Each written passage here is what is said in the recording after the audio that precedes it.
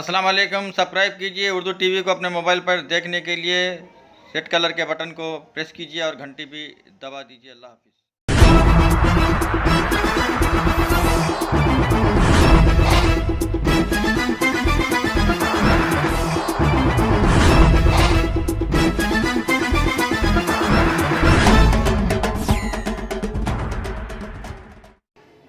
अस्सलाम वालेकुम रहमतुल्लाहि व बरकातुहू। नाज़रीन, आप देख रहे हैं उर्दू टीवी न्यूज़ चैनल में। आपके सामने सीनियर जर्नलिस्ट रफीक नूरी। आइए उर्दू टीवी न्यूज़ के खबरनामे में आपका खैर मुक़द्दम है। आइए देखते हैं आज की खबरों की तफसीलात।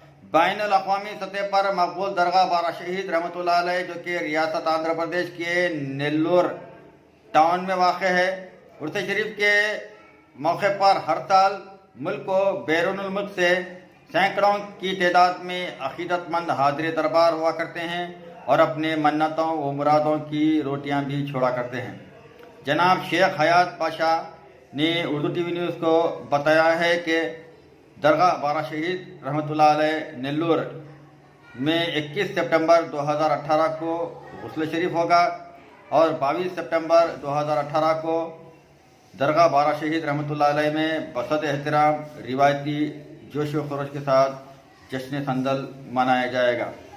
23 सितंबर 2018 को रोटी फेस्टिवल मुनक़िद होगा और 24 सितंबर 2018 को तहलील फातिहा की महफिल मुनक़िद होगी।